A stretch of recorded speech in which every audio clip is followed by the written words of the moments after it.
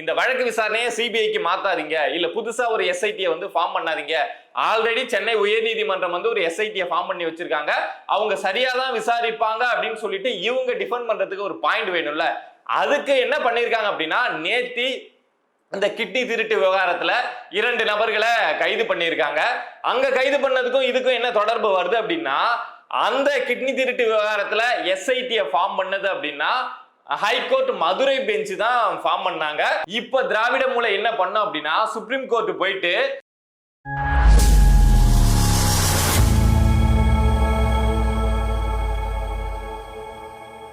அனைவருக்கும் வணக்கம். ஒரு ஷாக்கிங்கான ஒரு அப்டேட்டுங்க.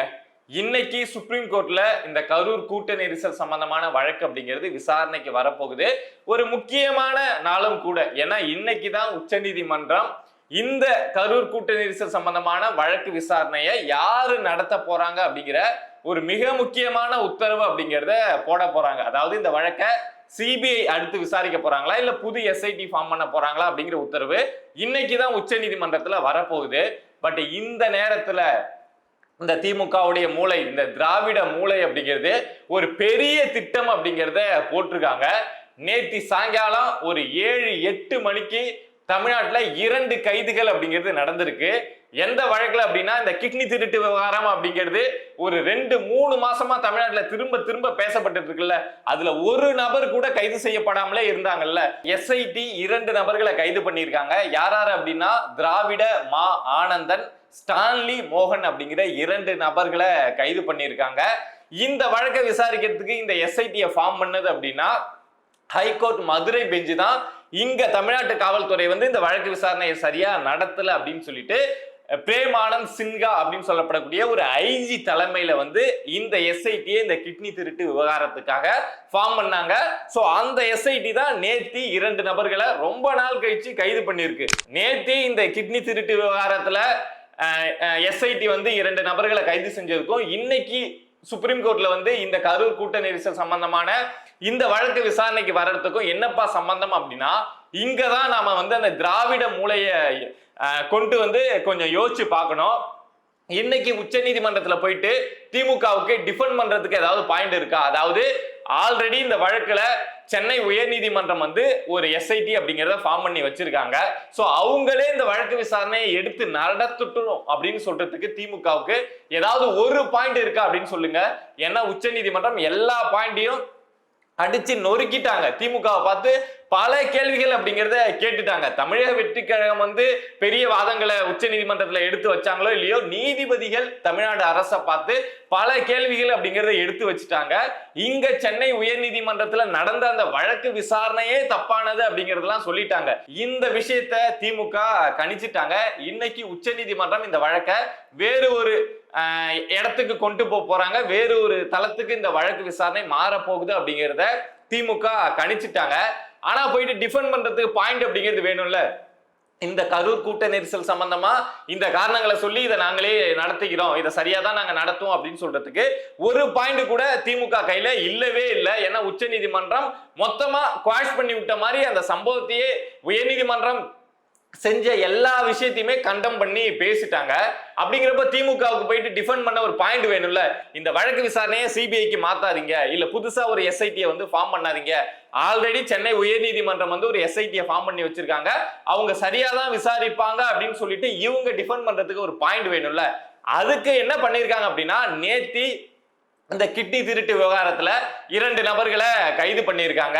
அங்க கைது பண்ணதுக்கும் இதுக்கும் என்ன தொடர்பு வருது அப்படின்னா, அந்த கிட்னி திருட்டு விவகாரத்துல எஸ்ஐடியை ஃபார்ம் பண்ணது அப்படின்னா ஹைகோர்ட் மதுரை பெஞ்ச் தான் ஃபார்ம் பண்ணாங்க.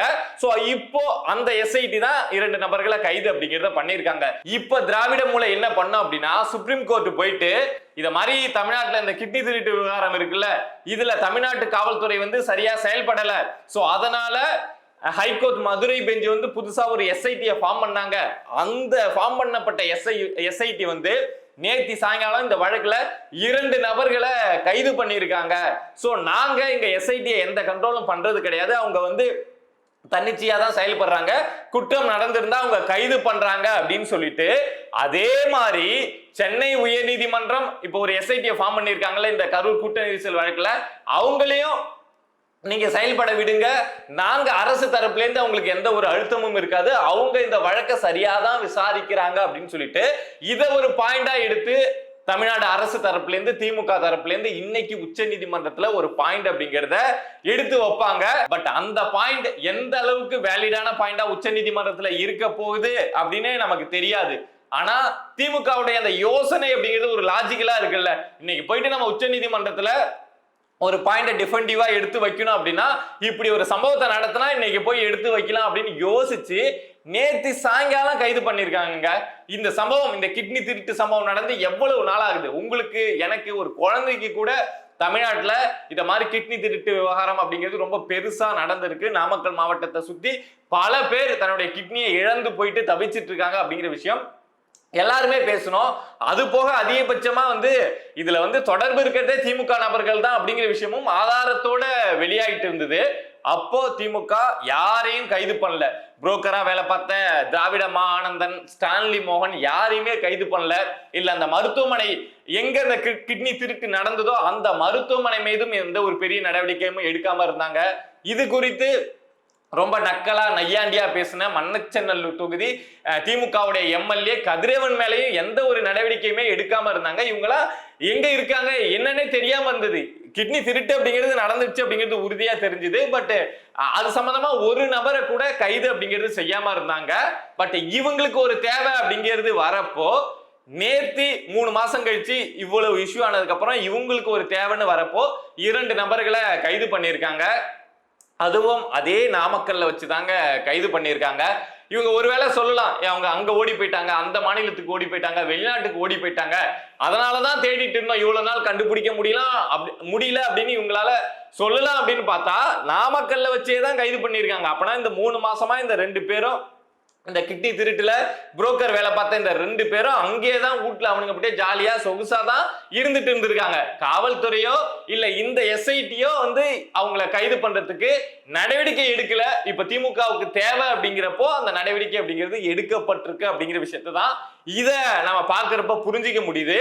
எப்படி யோசிக்கிறாங்க பாத்தீங்களா? எங்க லிங்க் பண்ணி எப்படி இந்த கரூர் கூட்ட நெரிசல் சம்பந்தமான வழக்கு வேற ஒரு இன்வெஸ்டிகேஷன் டீமுக்கோ இல்ல சிபிஐக்கோ போயிடக்கூடாதுங்கிறதுக்காக எப்படி பிளான் போடுறாங்க அப்படிங்கிறத புரிஞ்சுக்க முடியுதுங்களா?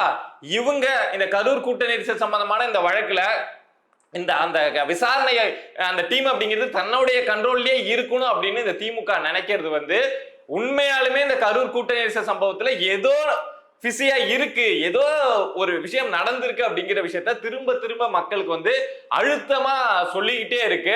இன்னைக்கு சுப்ரீம் கோர்ட்ல என்ன நடக்குது அப்படிங்கிறத நானும் தான் வெயிட் பண்ணி பார்த்துக்கிட்டே இருக்கேன். அங்க என்ன அப்டேட் வந்தாலும் நான் உங்ககிட்ட ஷேர் பண்றேன். பிரபா டாக்ஸ் சேனலை சப்ஸ்கிரைப் பண்ணி சப்போர்ட் பண்ணுங்க. நன்றி.